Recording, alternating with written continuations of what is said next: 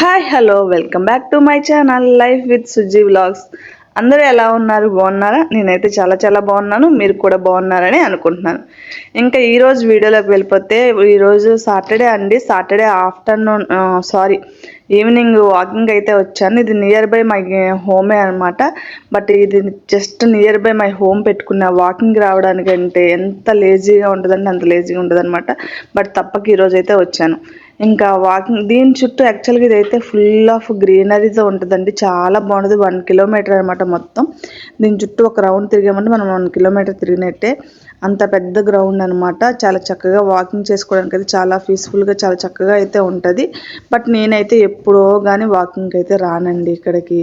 ఇంకా మా పిల్లలు అయితే డైలీ వచ్చి అయితే ఇక్కడ ఆడుకుంటారనమాట. వాళ్ళకైతే చాలా సరదాగా ఎంజాయ్ చేస్తారు. ఇక్కడికి వచ్చి ప్లే ఏరియా కూడా ఉంటుంది కాబట్టి పిల్లలకి చాలా బెస్ట్ ప్లేస్ ఇక్కడ. నియర్ బై హోమ్ కాబట్టి చాలా బాగుంటుంది.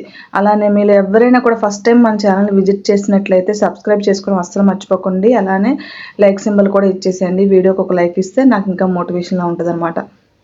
అంటే ఇది వచ్చి నెక్స్ట్ డే అండి, సండే ఆఫ్టర్నూన్ లంచ్లోకి అయితే నేను బిర్యానీ కుక్ చేస్తున్నాను. యాక్చువల్గా అయితే నాకు ఆ రోజు వీడియో షూట్ చేయాలన్న ఆలోచన అయితే లేదు. సడన్గా ఇంక సరే షూట్ చేద్దామని చెప్పి అయితే షూట్ చేశాను అనమాట. ఇది వచ్చేసి నేను బిర్యానీకి కావాల్సిన మసాలాలన్నీ తీసుకుంటున్నాను అనమాట. ఏంటంటే ధనియాలు, జీలకర్ర, మిరియాలు, దాల్చిన చెక్క, లవంగం మొగ్గ, యాలకులు, అలానే కొంచెం అల్లం వెల్లుల్లి కూడా పక్కన కట్ చేసి పెట్టుకున్నాను. చూస్తారు కదా, అది మొత్తం మెత్తగా పొడి అయిపోయిన తర్వాత ఇంక ఇది కూడా వేసేసుకొని పేస్ట్లా చేసుకుంటాను. అసలు యాక్చువల్గా బయట కొన్న బిర్యానీ మసాలా కంటే కూడా మనం ఇంట్లో ప్రిపేర్ చేసుకుని వేసుకున్న బిర్యానీ మసాలా ఉంటే చాలండి.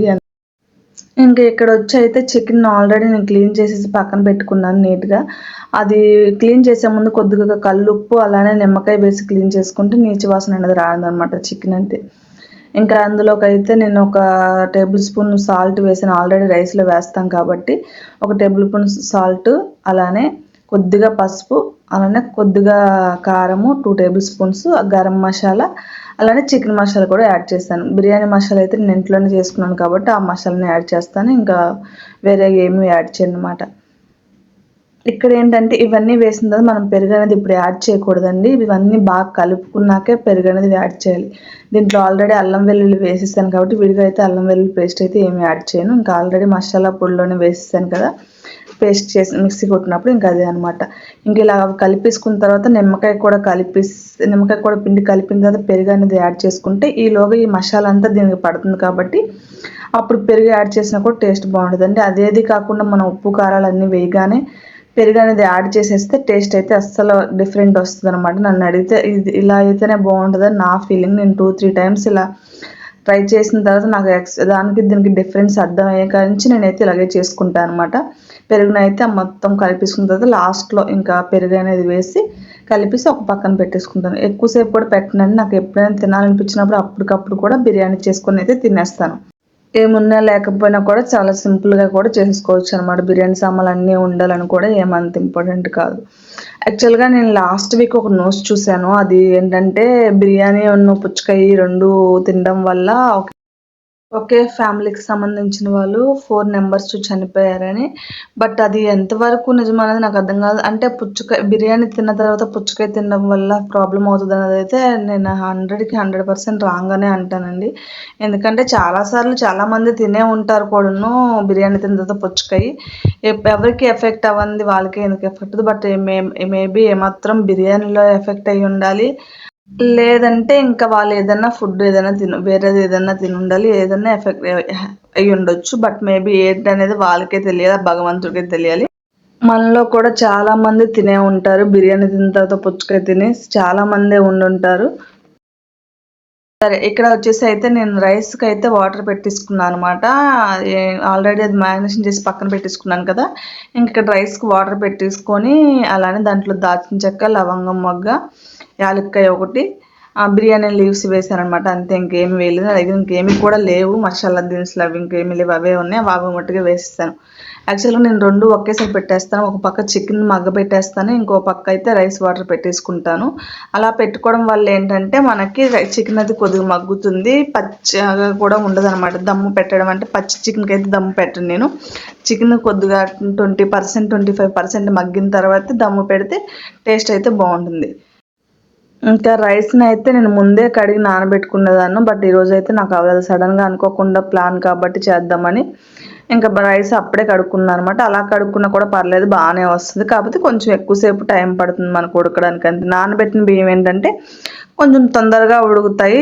నానబెట్టకుండా అప్పటికప్పుడు వండిన బియ్యం ఏంటంటే కొంచెం ఎక్కువ టైం పడుతుంది ఉడకడానికి. అంతేగాని డిఫరెన్స్ అండి. తర్వాత ఇంకేం డిఫరెన్స్, నానబెట్టి రైస్ కుక్ చేస్తే అది కొద్ది రైస్ కూడా ఉరుములా అవుతుంది అనమాట. అది ఒకటి మా ప్లస్ పాయింట్ నానబెట్టిన రైస్కి. ఇంక ఇక్కడైతే నేను చికెన్కి కూడా డిష్ అనేది కడాయి అనేది పెట్టేసుకొని స్టవ్ అయితే ఆన్ చేసేసుకున్నాను.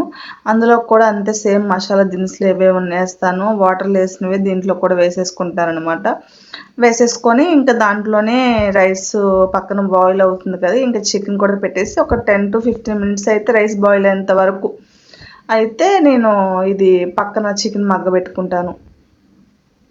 ఇందులోకైతే ఆయిల్ అలానే గీ రెండు అయితే యాడ్ చేశాను. నేనైతే ఆయిల్ అలానే గీ రెండు అయితే వేస్తాను. ఓన్లీ ఆయిల్ అయితే వేయను, అలానే గీ కూడా వేయను. ఎందుకంటే రెండు వేస్తేనే కొంచెం మనకి బిర్యానీ పొడి పొడిలాడుతూ వస్తుంది అనమాట. ఇంకా అలానే ఉల్లిపాయ పచ్చిమిరకాయ కూడా వేసేసాను. ఇక్కడైతే పుదీనాని నేను తీసి పక్కన పెట్టుకుంటున్నాను. పుదీనాని ఇలా మనము బాక్స్లో టిష్యూస్ వేసి పెట్టుకుంటే 1 week వరకు చాలా ఫ్రెష్గా ఉంటుంది అనమాట. పచ్చిమిర్చి కానీ పుదీనా కానీ కొత్తిమీర కానీ ఇలా మనం క్లీన్ చేసి పెట్టుకుంటే 1 week వరకు అయితే చాలా ఫ్రెష్గా ఉంటుంది. నాట్ 1 week, 15 days వరకు కూడా చాలా ఫ్రెష్గానే ఉంటుంది. వాటర్లో కూడా కొద్దిగా పుదీనా అయితే వేసేస్తాను అనమాట.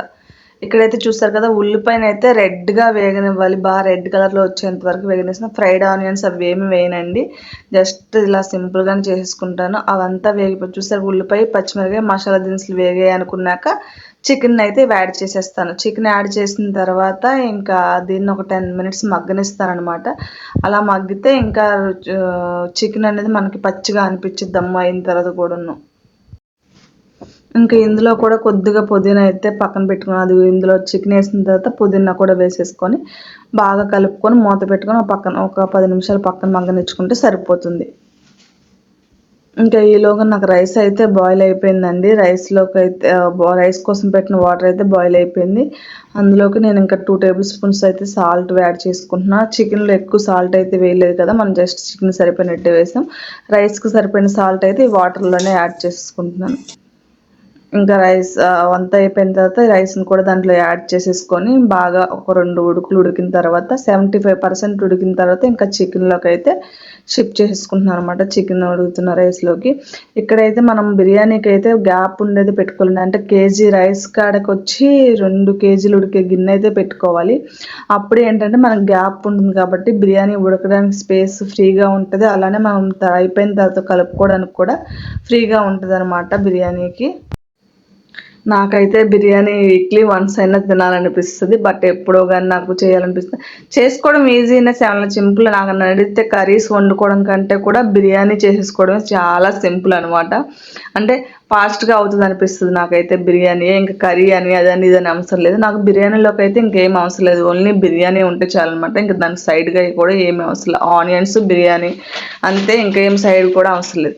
ఇక్కడైతే నేను పైన ఒక్కొక్క లేయర్కి అయితే నేను ఆయిల్ గీ అలా వేస్తానండి. అలా వేస్తే ఏంటంటే మనకి రైస్ ఇప్పుడు చాలా పొడి పొడిగా వస్తుంది. చూడండి, నేను లాస్ట్లో చూపిస్తాను ఎంత పొడి పొడిగా వస్తుందో రైస్. అలా చేయడం వల్ల మనకి రైస్ అయితే చాలా పొడి పొడిగా వస్తుంది. ఇంకా అట్ల రేక్ కూడా పెట్టుకొని దమ్ము పెట్టుకుంటాను అనమాట. ఒక 10 minutes నార్మల్గా ఉడికిన తర్వాత మళ్ళీ ఒక 10 minutes 20 minutes ఇలాగా అట్ల రేక్ మీద దమ్ పెడతాను అనమాట. మనం స్టవ్ సిమ్లో పెట్టితే ఇంకా 20 minutes దాకా దమ్ పెట్టవచ్చు.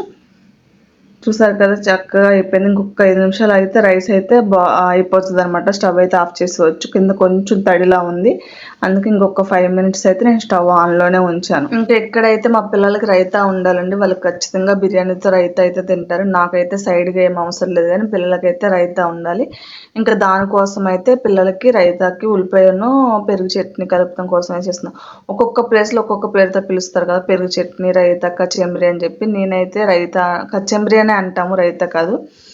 బట్ ఒక్కొక్క ప్లేస్లో ఒక్కొక్కలా పిలుస్తారు కాబట్టి మేమైతే కచెంబరి అంటాం. ఇంకా దీంట్లోకి అయితే పెరుగు ఆల్రెడీ తీసుకొని బాగా మిక్స్ చేసేసి దాంట్లో ఉల్లిపాయ వేసేస్తాను అంతే. ఇంక ఏమీ అయితే యాడ్ చేయను, ఎందుకంటే మా పిల్లలు ఇంకేం వేసినా కూడా దాన్ని తినరనమాట. పచ్చిమిర్చి వేసినా ఇంకేం వేసినా, కుకుంబర్ వేసినా తింటారు, బట్ కుకుంబర్ అయితే యాడ్ చేయలేదు.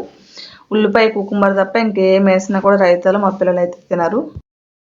ఇంకా బిర్యానీ అయితే అయిపోయిందండి ఆల్రెడీ. నేను కచ్చెమరి చేస్తున్నప్పుడు స్టవ్ అయితే ఆఫ్ చేసేసాను. యాక్చువల్గా అది అయితే నేను షూట్ చేయలేదు, ఇక్కడ రైతా దగ్గర పెట్టేసి ఉంచాను కదా, ఇంకా అది షూట్ చేయలేదు. బిర్యానీ అయితే చక్క చాలా పొడి పొడిగా వచ్చింది. నేను ప్లేట్లో తీసుకొని కూడా చూపిస్తాను, చూడండి ఎంత బాగా వచ్చిందో. చూసారు కదా, ఆల్రెడీ నేను స్టవ్ ఆపేసి కొద్దిగా మిక్స్ చేసి ఉంచేసాను అనమాట. కిందది పైకి కొంచెం మిక్స్ చేసి ఉంచాను. చూసారు కదా రైస్ అయితే ఎంత పొడి పొడిలో అడుస్తుందో. అడుగు కూడా ఏం అంటుకోలేదు, చక్కగా నీట్గా వచ్చేసింది అనమాట. కింద మనం ఆల్రెడీ అట్ల రేగి పెట్టాం కాబట్టి అడుగు అయితే ఏమంటదు. మనం అట్ల రేగి మీద ఉంచడం వల్ల మనకి దమ్ము కూడా బాగా అవుతుంది అనమాట. దమ్ము పెట్టాలి అనుకున్నప్పుడు ఖచ్చితంగా కింద మనం వేరేది ఇలాంటి ప్లేట్లు ఏమైనా పెట్టుకోవాలి. అట్ల రేగి కానీ లేదంటే హోల్స్ ఉన్న ప్లేట్లు కానీ ఏదైనా పెడితే దమ్ము కూడా చాలా బాగా అవుతుంది అనమాట. రైస్ అయితే చూసారు కదా ఇంకా చాలా పొడి పొడిలో వచ్చింది. నేను ఇంక దీంట్లో కుకుంబరు అలానే ఉల్లిపాయ వేసుకుంటాను, ఇంకేమీ అయితే వేసుకోను.